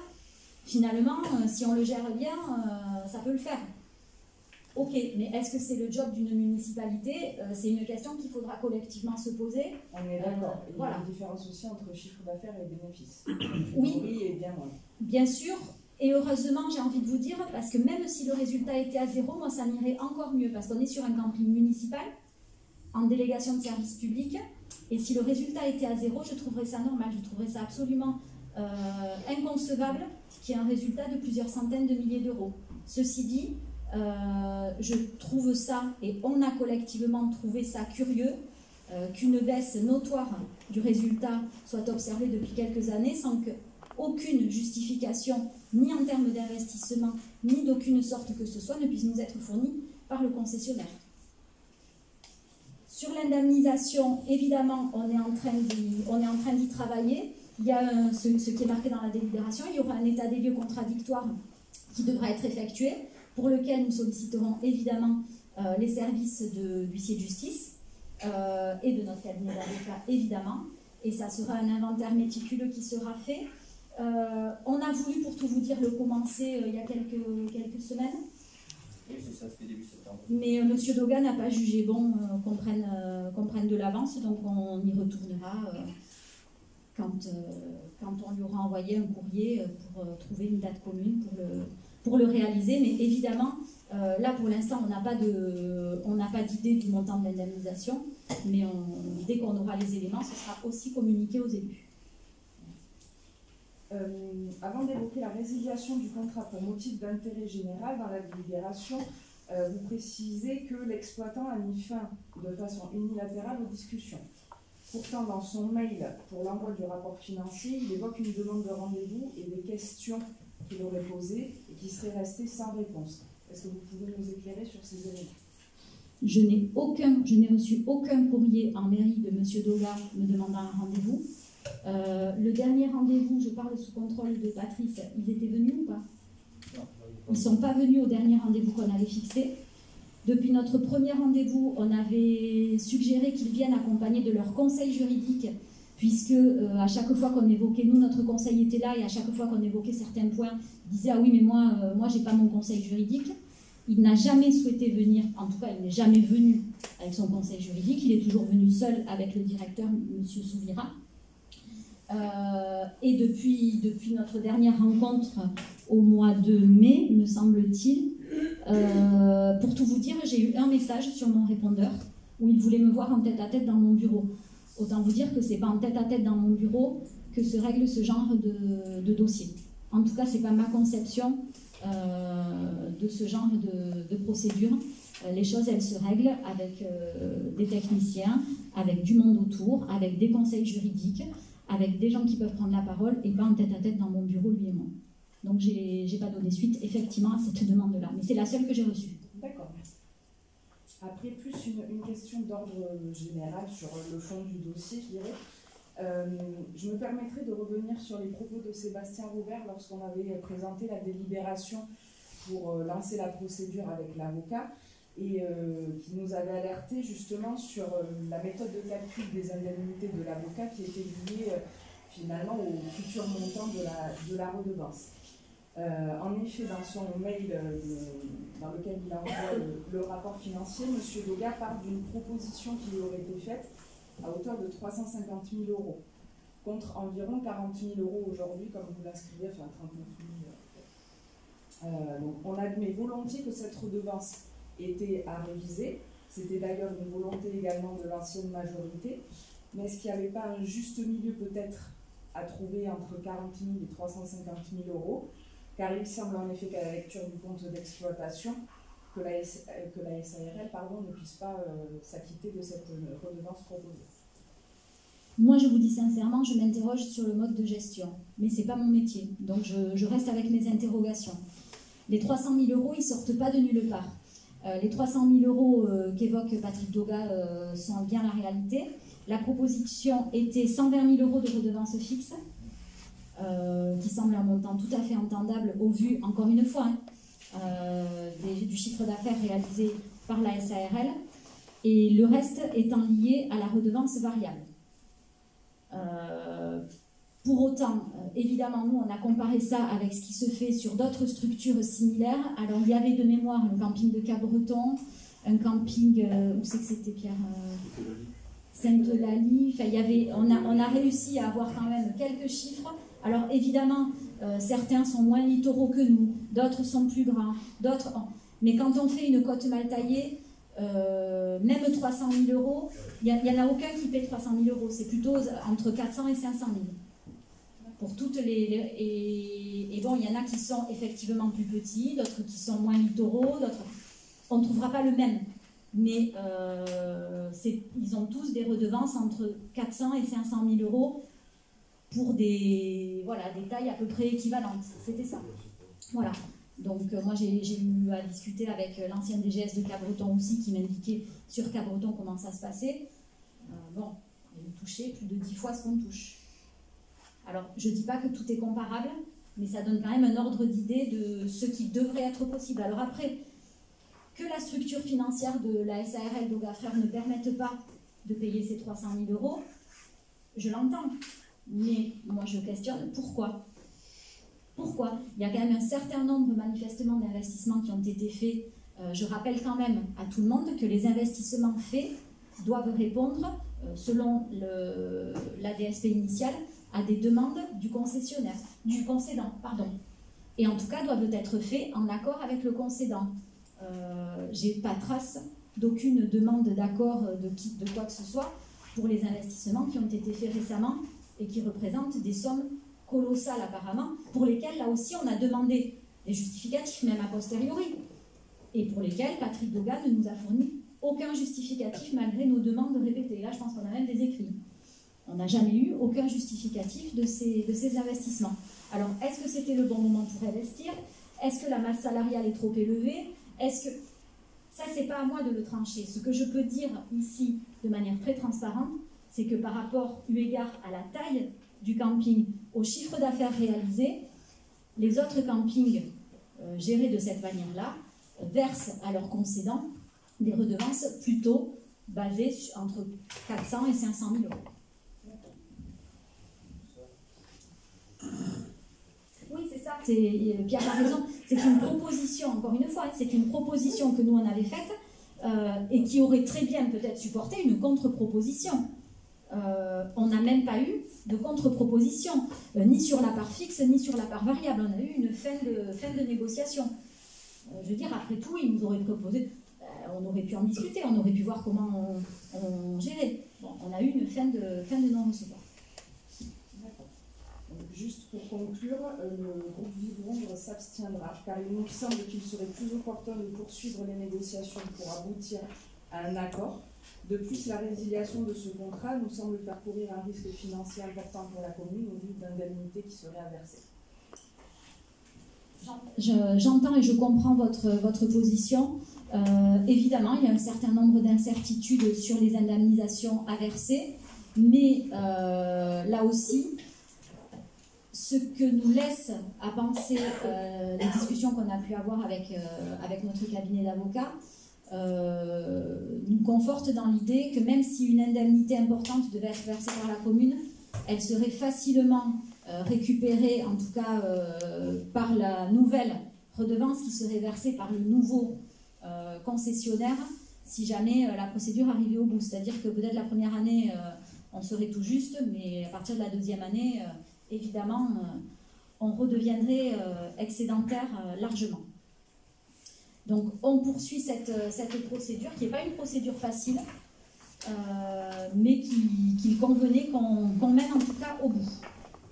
Sébastien Robert. Merci. Alors, la première chose que je voulais dire d'abord, c'est que nous sommes absolument d'accord sur le fait que manifestement, la redevance actuelle versée par le camping est largement sous-évaluée, et que si le gérant devait refuser toute perspective d'ajustement, il serait impératif d'entamer des actions en conséquence. Au vu des éléments que vous venez d'énoncer, je voulais savoir si cette résiliation s'appliquait de plein droit, car prévue dans le contrat de concession, ou est-ce qu'elle nécessite une procédure à l'initiative de la commune? C'est une procédure à l'initiative de la commune qui s'appelle procédure de résiliation pour motif d'intérêt général. Donc c'est une procédure qu'on va entamer avec un courrier. Donc le premier acte, c'est un courrier qui va être adressé à Patrick Doga, donc un courrier clairement circonstancié, un courrier qu'on a commencé à rédiger qui fait une dizaine de pages, qui est clairement circonstancié, qui sera envoyé à Patrick Doga, et ensuite dans lequel on lui donnera la date à laquelle on souhaite mettre fin à la DSP, qui est une date là très proche, et donc on lui indique qu'on souhaite mettre en œuvre la procédure, et notamment l'inventaire des biens de retour. D'accord. À la vue des éléments que vous venez d'énoncer, j'avais une autre question. Est-ce qu'il y a des écrits qui relatent le rapport des faits qui nous est présenté ou pas? En fait, est-ce que tout ce que vous avez dit entre le fait qu'il a été convoqué et qu'il n'a pas répondu, est-ce qu'il y a quelque chose à un moment donné qui prend date? Est-ce qu'il a été mis en demeure de répondre, de venir à une convocation? Alors, il a reçu des courriers à chaque fois, effectivement. Il est venu les 3 premières fois, et la 4e fois, il a envoyé un mail le matin à 11h, je crois qu'on avait rendez-vous à 14h, et il a envoyé un mail, style à 11h ou à midi, pour nous dire que bon, mais finalement, il avait des arrivées sur le camping et qu'il n'allait pas venir. Dans la mesure où effectivement il y a des déclarations donc de M. Doga qui sont contradictoires, est-ce qu'il peut nous être transmis donc, le contrat de concession et éventuellement certains des écrits pour qu'on puisse... Alors le contrat de concession, c'est une pièce de toute façon que vous pouvez demander. Je pense qu'on l'a sous la main puisqu'on l'a sorti, moi-même je l'avais. Le contrat de concession, on va vous l'envoyer, ça il n'y a pas de souci. Et les mails qui permettent de voir de prendre date. Les échanges de mails, c'est plus embêtant parce que bon voilà, ça reste des échanges de mails tant qu'ils n'ont pas été produits. Enfin, moi ça m'embête davantage. J'ai peur qu'on fragilise la procédure. D'accord. C'est que nous on doit prendre nos décisions juste sur le témoignage. En fait. Je comprends. Mais les échanges de mails, j'aurais du mal. Voilà. Je comprends aussi. Merci. Est-ce qu'il y a d'autres questions ou d'autres remarques? On va passer donc aux voix. Est-ce qu'il y a des votes contre? Des abstentions? 6 abstentions et donc des votes pour? Ok. Tous les autres, donc 6 abstentions. Je vous remercie. Nous allons donc poursuivre la procédure. Délibération suivante, appel d'offres ouvert, contrat lot unique, dommages aux biens et risques annexes infructueux, lancement d'une nouvelle consultation. Madame le maire rappelle au conseil municipal la délibération numéro 2021-0703 du 12 juillet 2021 autorisant à lancer la consultation du lot unique du marché d'assurance dommages aux biens et risques annexes. Suite à la résiliation de la SMACL Assurance, titulaire de ce lot. Cette procédure formalisée a été lancée le 15 juillet dernier avec une date de remise des offres arrêtée au 21 septembre 2021. À la date limite de dépôt des offres, aucune offre n'a été déposée. En conséquence, Madame le maire propose au conseil municipal de déclarer cette consultation infructueuse et de lancer une nouvelle procédure formalisée basée sur la nouvelle analyse établie par le cabinet Protectas, choisi pour l'analyse des offres du marché initial. Je vous demande donc de bien vouloir vous prononcer sur ce dossier. Est-ce qu'il y a des remarques ou des questions? Donc, vous avez compris, c'est assez simple. On a été résilié par notre assureur et du coup, il nous faut trouver un autre assureur. Alors, ça arrive puisque les collectivités ont un certain nombre de sinistres et que du coup, au bout d'un moment, ils considèrent...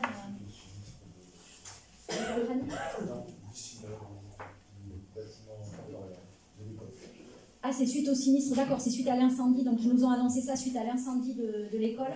Mais je pense que c'était pour l'ensemble de notre œuvre. Mais bon, voilà, une collectivité, effectivement, est sujette à avoir un certain nombre de sinistres. Et donc, il convient qu'on trouve quelqu'un pour nous assurer. On relance ça. Est-ce qu'il y a des votes contre ou des abstentions? Non. Adopté à l'unanimité. Protocole d'accord pour la réalisation d'interventions par l'association générale des intervenants retraités Agir ABCD Cathy Vicente. Madame le maire rappelle que la fracture numérique peut générer des inégalités importantes au sein de la société en général et dans la population andraise en particulier. Il n'est pas rare en effet de constater que certains habitants peuvent renoncer à leurs éventuels droits faute de ne pas maîtriser les outils informatiques. Au titre de la solidarité, la municipalité a souhaité se rapprocher de l'association Agir ABCD qui propose une initiation et ou un perfectionnement au numérique. Outre l'utilisation des outils de base, la gestion de dossiers, L'association propose également de mieux maîtriser Internet, environnement, accès aux sites de l'administration et autres sites utiles, la gestion et l'utilisation de la messagerie. Cette initiation informatique fait partie d'une des missions que cette association peut proposer aux administrés pour favoriser le développement personnel, la formation et l'insertion sociale et professionnelle. Les ateliers pourraient commencer dès le mois de novembre à la salle Caprani, grâce notamment à la mise à disposition de 3 postes informatiques, propriété de la commune. Une session complète comprend des ateliers de 2 heures, 2 fois par semaine pendant 6 semaines. Pour prendre en charge une partie des frais qu'Agir génère pour ces formations, une participation de 50 € serait demandée aux participants.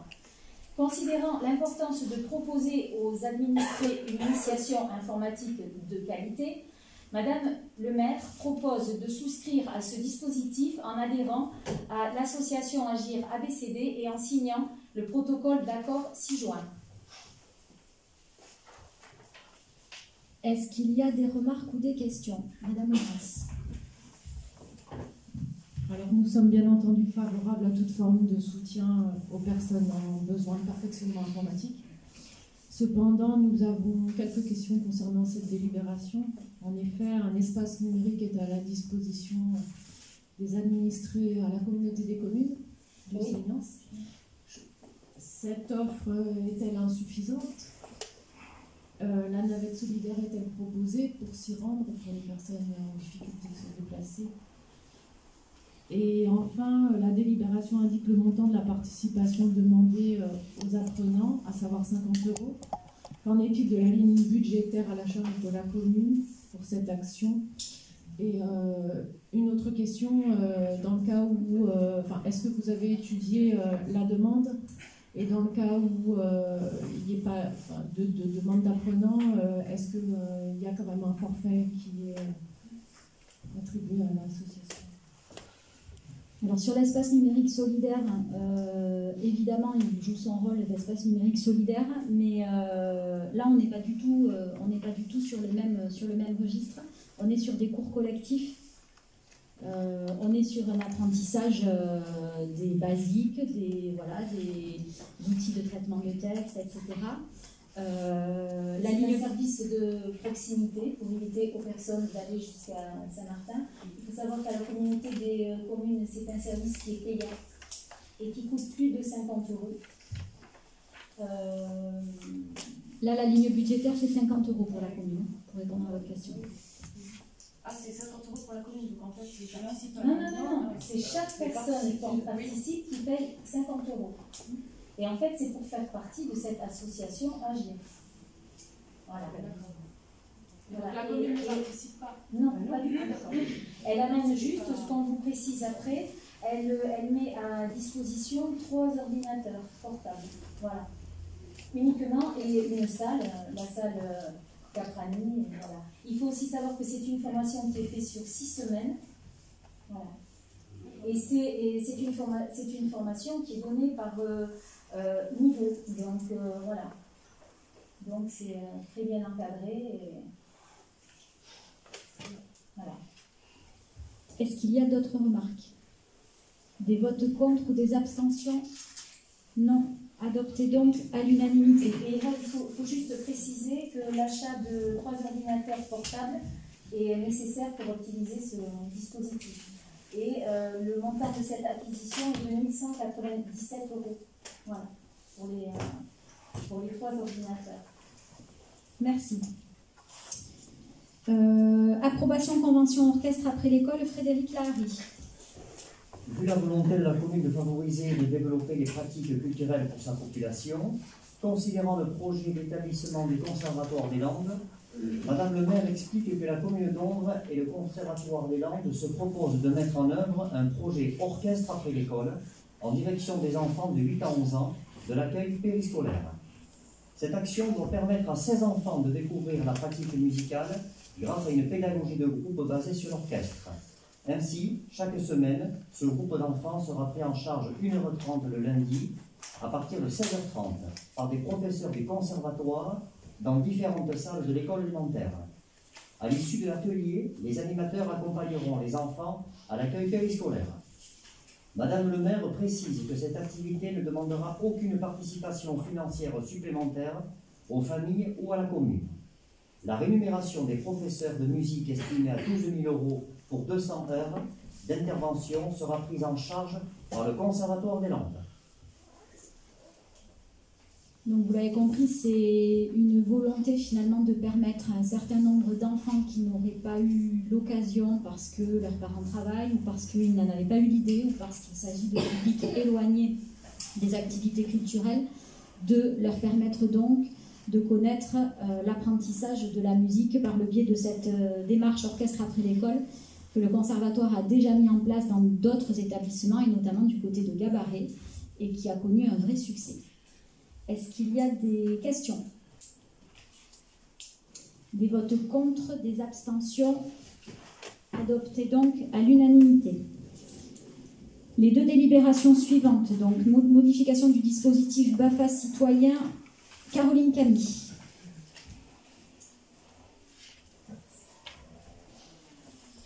Vu le projet éducatif de la commune de Ondres, vu la délibération 2021-0205 portant sur la mise en place du dispositif BAFA citoyen, afin de dynamiser et de simplifier la mise en place du dispositif BAFA citoyen, Madame le maire propose de le modifier comme suit. Les jeunes qui souhaitent bénéficier de ce dispositif solliciteront le service jeunesse qui assurera un accompagnement tout au long du parcours de formation et d'engagement citoyen. Cet accompagnement consistera dans le conseil et l'information pour que le jeune puisse trouver un organisme de formation et une structure, locale ou non, lui permettant de réaliser les 40 heures d'engagement citoyen. Le dispositif est accessible à tous les jeunes andrais de 17 à 25 ans, sans sélection préalable, sur simple sollicitation auprès du service jeunesse tout au long de l'année.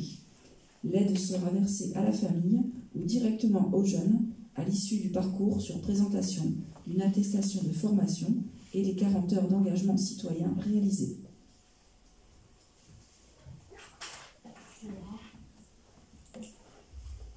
Est-ce qu'il y a des questions? Des votes contre ou des abstentions? Non plus. Adopté à l'unanimité. La suivante, c'est la même pour le BNSSA. Vu le projet éducatif, je ne sais pas si je vais terminer clairement, et vu le projet éducatif de la commune de Ondres, vu la délibération 2021-0206 portant sur la mise en place du dispositif BNSSA citoyen, afin de dynamiser et de simplifier la mise en place du dispositif BNSSA citoyen, Madame le maire propose de le modifier comme suit. Les jeunes qui souhaitent bénéficier de ce dispositif solliciteront le service jeunesse qui assurera un accompagnement tout au long du parcours de formation et d'engagement citoyen. Cet accompagnement consistera dans le conseil et l'information pour que le jeune puisse trouver un organisme de formation et une structure, locale ou non, lui permettant de réaliser les 40 heures d'engagement citoyen. Ce dispositif est accessible à tous les jeunes andrais de 17 à 25 ans, sans sélection préalable, sur simple sollicitation auprès du service jeunesse tout au long de l'année. L'aide sera versée, encore une fois, à la famille ou directement aux jeunes, à l'issue du parcours sur présentation d'une attestation de formation et des 40 heures d'engagement citoyen. Des questions? Frédéric Romero. Pour l'information, l'année dernière, vous avez eu des enfants, je suppose, qui ont eu... On a 3 enfants qui sont manifestés. Pour le BAFA et pour le BNSSA? Deux pour le BAFA et une BNSSA. D'accord, ok. Et ils avaient ce sentiment-là que c'était compliqué ou Non, pas du tout. D'accord, ok. Voilà. Ils nous ont posé des questions sur les structures qui pouvaient les accueillir. D'accord, en fait, c'est juste pour qu'il y ait plus de gamins à venir, je Exactement. suppose. Et C'est...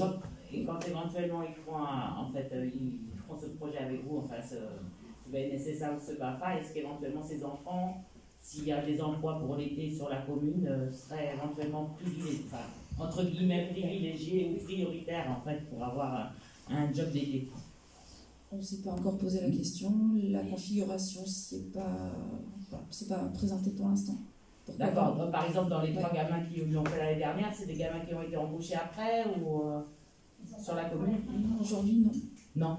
Ok. C'était juste pour savoir si Évidemment, s'ils satisfont aux tests, parce que les tests ici sont compliqués, etc., et s'ils ont la validation de Christophe Casbas, qui choisit les meilleurs des meilleurs, évidemment, nous, c'est pas assez un secret pour personne, on favorisera les enfants d'hommes, évidemment. D'accord. Et non, c'est juste Christophe. Ouais. Christophe, voilà, Patrice me dit que Christophe les a accompagnés, les deux, pour aller sur Cabreton, etc. Donc Christophe quand même les prend en main, et voilà. Évidemment, si on peut derrière, nous, leur mettre le pied à l'étrier, on le fera. D'accord, très bien. Merci. Étant entendu qu'on a reçu les vœux pour les nageurs civils pour l'année prochaine, et je crois qu'ils veulent tous rempiler sur Ombre. Donc il y aura peut-être des choix à faire, mais évidemment, voilà, il y en a qui font que juillet ou août, donc il nous faut du monde pour juin et septembre. Enfin, évidemment, c'est dans le sens où les jeunes, en fait, la mobilité, c'est plus difficile pour eux. Donc, comme ce sont des Ondrais, ce serait plus facile qu'ils aillent en vélo bosser plutôt que et la prendre une mobilité voiture. Et le logement. Ouais, on voilà. est d'accord. Hein. Non, non, évidemment. Donc les 4 délibérations suivantes sont des délibérations sur les ressources humaines. Donc la première, modification du tableau des emplois, création d'un poste d'adjoint technique territorial permanent à temps complet à 35 heures, poste à pourvoir au 1er novembre 2021. Serge Arlat. Vu la loi numéro 84-53 du 26 janvier 1984 modifiée. Interruption de Serge Arlat, on n'a pas voté. Est-ce qu'il y a des votes contre ou des abstentions sur le BNSSA? Non, hein? Bon, c'est donc voté à l'unanimité. Pardon, Serge. Donc je reprends. Vu la loi numéro 84-53 du 26 janvier 1984 modifiée portant dispositions statutaires relatives à la fonction publique territoriale. Vu le décret numéro 91-298 du 20 mars 1991 modifié portant relatif aux emplois permanents à temps non complet et complet, section 1. Vu le tableau des emplois de la commune mis à jour, Madame le maire précise au conseil municipal qu'en raison de la création d'un emploi permanent pour l'année 2021, le tableau des emplois de la commune doit être modifié. Aussi, Madame le maire propose la création d'un poste permanent, un poste d'adjoint technique territorial, cadre d'emploi des adjoints techniques territoriaux, à temps complet à 35 heures. Il sera chargé des fonctions d'agent polyvalent au service de la maison de la petite enfance, poste à pourvoir au 1er novembre 2021. Il sera donc demandé d'approuver la modification du tableau des emplois de la commune pour création d'un emploi permanent à temps complet au 1er novembre 2021. Précise également que les crédits nécessaires à la rémunération des agents recrutés et aux charges sociales s'y rapportant seront inscrits au budget, au chapitre et articles prévus à cet effet. Et charge Madame le maire l'exécution de cette décision. Bien, donc comme on vous l'avait dit la dernière fois, je pense qu'on sera au point au prochain conseil municipal pour présenter un organigramme. Oui, voilà. Donc sur le CM de novembre, je vous avais dit octobre ou novembre, et donc là, au bout de ces délibes, au mois de novembre, on prévoira de projeter l'organigramme, et il sera certainement plus abouti. Là, ce mois-ci, ça devrait se solidifier, voilà, se peaufiner. Est-ce qu'il y a des questions sur cette création? Non. Ah, c'est sur l'organigramme. Bon, mais voilà. Mais comme vous l'avez demandé déjà et qu'on vous avait dit soit octobre, soit novembre, voilà, ce sera novembre parce que là, il reste encore quelques ajustements à terminer et ça sera tout propre en novembre. Est-ce qu'il y a des votes contre ou des abstentions? Non. Votez donc à l'unanimité. La suivante. Création d'un emploi permanent de technicien territorial. Serge Arlat. Alors, Madame le maire expose à l'Assemblée délibérante qu'en raison de l'augmentation permanente de l'activité de service, il convient de prévoir la création d'un emploi permanent à temps complet sur le grade de technicien territorial au 1er novembre 2021. Donc, vu la loi numéro 84-53 du 26 janvier 1984 modifiée portant dispositions statutaires relatives à la fonction publique territoriale, il est demandé de créer un poste permanent à temps complet sur le grade de technicien territorial de cadre d'emploi des techniciens territoriaux au 1er septembre 2021. Le responsable de ce poste de travail sera astreint à une durée hebdomadaire de travail de 35 heures semaine. Il sera chargé des fonctions de responsable du service bâtiment, à savoir l'entretien et la mise aux normes des installations et divers équipements des bâtiments communaux. Il pilotera et animera l'équipe bâtiment et coordonnera les différents chantiers réalisés en régie et contrôlera le respect des exigences de sécurité. La rémunération et la durée de carrière de cet agent seront celles fixées par la réglementation en vigueur dans le cadre d'emploi concerné. Madame le maire est chargée de recruter le responsable de ce poste. Les crédits nécessaires à la rémunération de l'agent nommé et aux charges sociales s'y rapportant seront inscrits au budget et au chapitre et articles prévus à cet effet. Le présent de délibération prendra effet à compter du 7 octobre 2021. On ne va pas dire de nom, mais tout le monde a compris de qui il s'agissait. Donc on est très content pour lui. Est-ce qu'il y a des remarques ou des questions? Non. Des votes contre ou des abstentions? J'imagine que non. Adopté donc à l'unanimité. La suivante, donc modification du tableau des emplois. Donc là, il s'agit de toiletter un petit peu notre tableau. Ah non, là c'est la création d'un emploi de rédacteur principal de deuxième classe permanent à temps complet à 35 heures, poste à pourvoir au 15 novembre 2021. Là, c'est bel et bien une création de poste. Voilà. Donc, vu la loi numéro 84-53 du 26 janvier 1984 modifiée portant disposition statutaire relative à la fonction publique territoriale, vu le décret numéro 91-298 du 20 mars 1991 modifié relatif aux emplois permanents à temps non complet et complet, section 1, vu le tableau des emplois de la commune mis à jour, Madame le maire précise au conseil municipal qu'en raison de la création d'un emploi permanent pour l'année 2021, le tableau des emplois de la commune doit être modifié. Aussi, Madame le maire propose la création d'un poste permanent, un poste de rédacteur principal de deuxième classe, cadre d'emploi des rédacteurs territoriaux, à temps complet à 35 heures, sur des fonctions de coordinateur, coordinatrice budgétaire et comptable de la commune, poste à pourvoir au 1er novembre 2021. Pardon. 15 novembre 2021, autant pour moi. Donc, il est demandé d'approuver la modification du tableau des emplois de la commune pour la création d'un emploi permanent à temps complet au 15 novembre 2021. Précise que les crédits nécessaires à la rémunération des agents recrutés et aux charges sociales s'y rapportant seront inscrits au budget et au chapitre et articles prévus à cet effet. Et charge Madame le maire de l'exécution de cette décision. Donc là, il s'agit bien d'une création de poste pour venir renforcer le service comptabilité et gestion financière de la commune. Ce qu'on peut juste peut-être apporter en précision, c'est que nous avions dans un premier temps avec Monsieur Le Maire, dans le cadre du recrutement en interne, proposé dans le cadre d'une mobilité ce poste à quelqu'un de la commune, et force a été de constater que il n'y a pas eu la réponse à l'attendu en matière de travail et de compétences suffisantes, ce qui nous a obligés à ouvrir effectivement quelque chose à l'externe et qui a prévalu à ce recrutement. Est-ce qu'il y a des remarques ou des questions? Non. Des votes contre, des abstentions. Adopté donc à l'unanimité.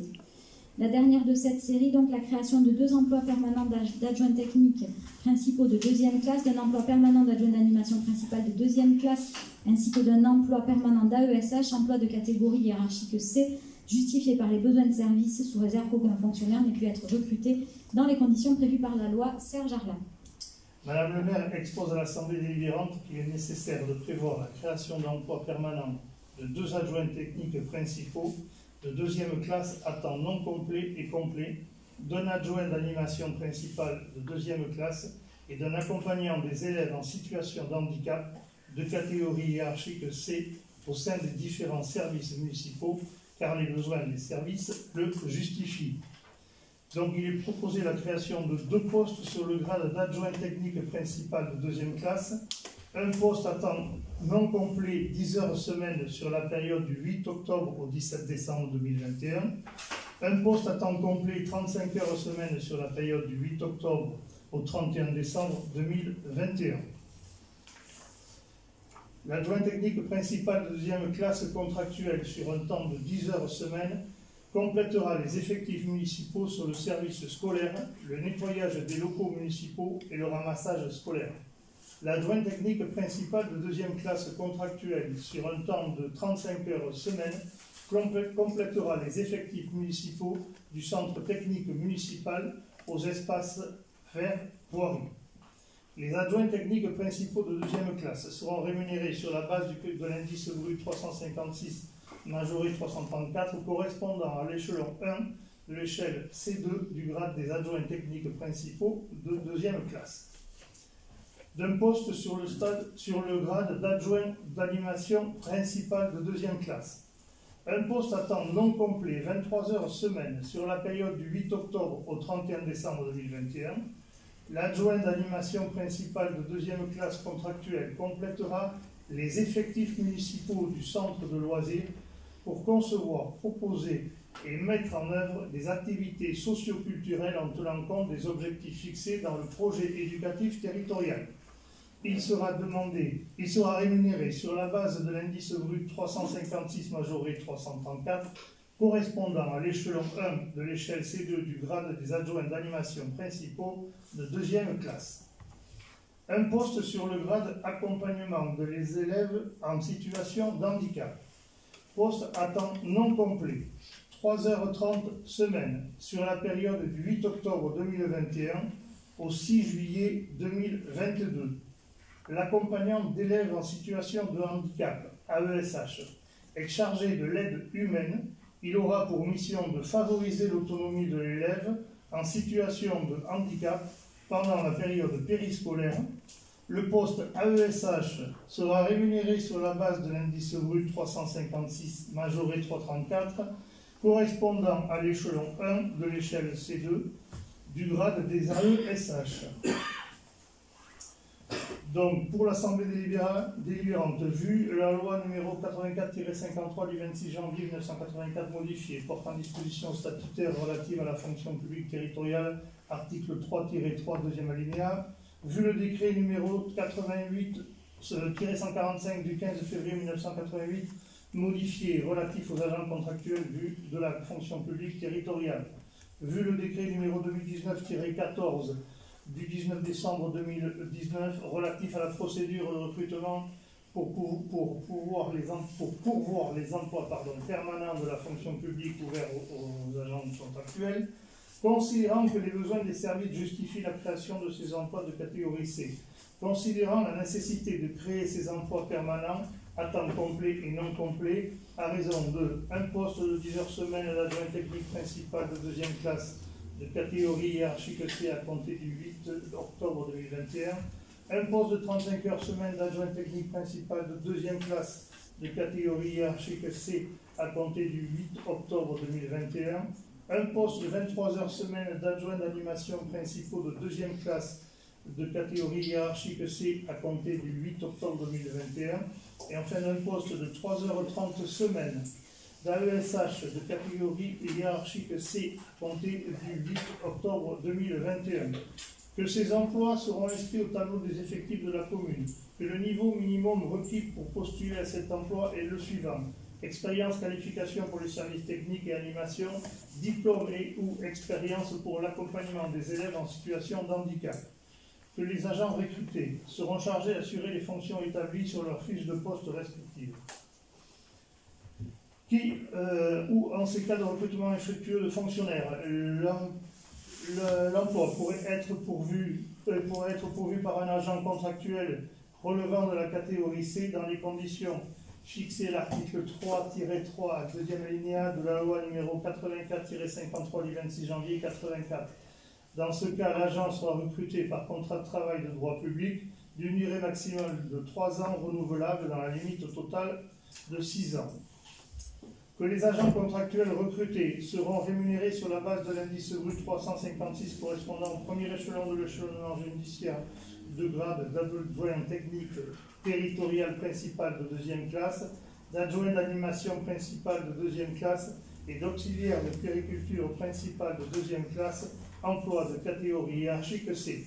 Que les agents contractuels ne pourront être recrutés qu'à l'issue de la procédure de recrutement prévue par le décret numéro 2019-14 du 19 décembre 2019. Ceci afin de garantir l'égal accès aux emplois publics. Il est donc décidé de créer 2 postes d'adjoints techniques principaux de 2e classe à temps complet et non complet de 8 octobre au 31 décembre 2021 inclus, un poste d'adjoint d'animation principale de 2e classe à temps non complet du 8 octobre 2021 au 31 décembre 2021 inclus, un poste AESH à temps non complet de 8 octobre au 31 décembre 2021. Il est demandé à Mme le maire d'accomplir toutes les formalités nécessaires pour l'aboutissement de cette décision. Il est précisé que les crédits nécessaires ont été inscrits au budget primitif 2021 au chapitre et articles prévus à cet effet. Merci. De rien.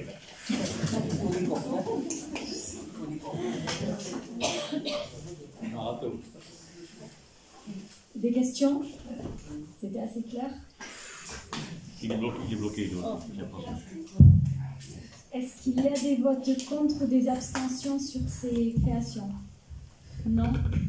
Adopté donc à l'unanimité. Je vous remercie. La dernière délibération de ce soir, garantie d'emprunt du programme d'habitat social Le Quillier, Sandrine Coelho. Alors, Madame le maire rappelle que l'Office public HSA s'est engagé sur la commune à développer un programme social mixte de 13 logements. Ce projet Le Quillier comprend 8 logements locatifs sociaux et 5 maisons en accession sociale en bail réel solidaire, BRS. Dans le cadre de cette opération en BRS, un prêt Gaïa de la Caisse des dépôts et consignations, évalué à 161 000 € permet de venir financer le foncier. Ce foncier restera conservé par HSA en sa qualité d'organisme foncier solidaire. Conformément aux obligations légales, le recours à la caisse de garantie du logement locatif social n'est pas autorisé dans le cadre d'un programme en BRS. Dans ce cas, il convient que l'emprunt soit garanti par la commune et ou la communauté des communes du Seigneur. Sur la base des échanges évoqués à l'échelle intercommunale, un accord de principe permet de répartir cette garantie d'emprunt entre la commune 50% et la communauté des communes 50%. Considérant la pertinence du BRS dans le développement de l'accession sociale, Madame le maire propose au conseil municipal de valider l'engagement de la commune à garantir jusqu'à 50% de l'emprunt, 80 500 €, souscrit par HSA pour le programme BRS du projet Le Quillier. Approuve l'engagement de la commune à garantir jusqu'à 50% de l'emprunt souscrit par HSA pour le programme BRS du projet Le Quillier et autorise Madame le maire ou son représentant à signer tous les documents nécessaires à la mise en œuvre de cette garantie d'emprunt.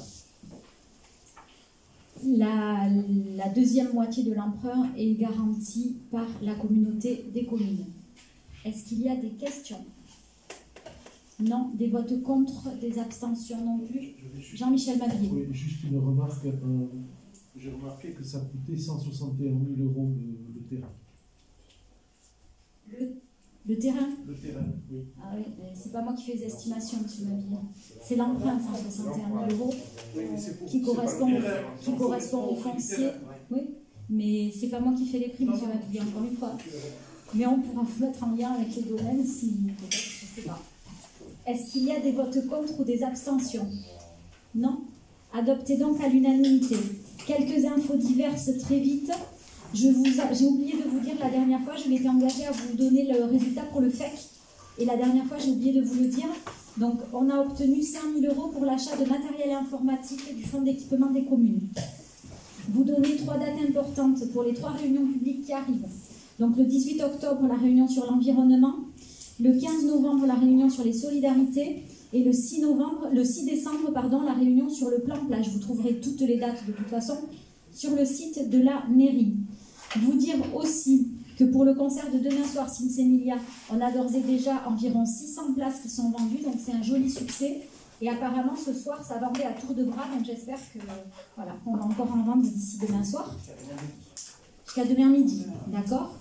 Mais ce soir, ça vendait à tour de bras, m'a-t-on dit. Et enfin, juste un mot sur la saison estivale, puisqu'on avait eu la réunion de fin de saison, même si Jérôme Noble n'est pas là. Brièvement donc vous dire qu'au niveau de la police municipale, RAS pour la saison estivale, ça a été une saison relativement calme. Pour les services de gendarmerie, ce n'était pas la même chose, mais il semblerait que le surcroît d'activité qu'ils ont eu ne soit pas du tout lié au caractère touristique de la saison, en tout cas à la saisonnalité, mais plutôt à des faits un peu sociétaux. Pour les commerçants, alors c'est embêtant, mais ils notent tous des vacanciers un peu agacés, un peu de mauvaise humeur, un peu pas très sympas d'après ce qu'ils disent, donc des gens un peu stressés certainement par la période qu'on traverse, mais ils étaient tous unanimes pour dire ça. Pour certains, une meilleure saison, pour d'autres, une moins bonne. Bon, voilà, ça reste aléatoire suivant les secteurs. Évidemment, la météo n'a pas aidé ceux qui vendaient, voilà, notamment le bazar de la plage, par exemple. Bon, mais je pense qu'en juillet, ça a été compliqué, hein, il n'y a pas eu beaucoup de jours de plage. Et ensuite, dernier point, par rapport à nos services, une saison qui s'est bien passée. Les services techniques qui appréhendaient pas mal l'opération plage sans poubelle, qui finalement nous ont fait un bilan en fin d'été. On est donc passé, je parle sous le contrôle de Nadine, de 30 sacs de 100 litres par jour ramassés à 2-3 sacs par jour. À 2-3 sacs de 100 litres par jour ramassés, sans que pour autant, puisque c'est ce qui avait été aussi indiqué par certains, la plage n'ait connu plus de déchets ou autre, puisque là aussi, le service de nettoyage des plages nous a indiqué qu'il n'y avait pas eu de report des déchets sur la plage, ce qui aurait pu être. Néanmoins, ça ne veut pas dire qu'il faut qu'on ne fasse rien. Et l'année prochaine, il faudra qu'on rende plus accessible ou plus visible le point de dépôt des déchets, comme ils travaillent, et notamment pour quand il fait chaud et que ça sent pas bon. J'en ai fini pour les informations diverses. Je vous souhaite une bonne soirée.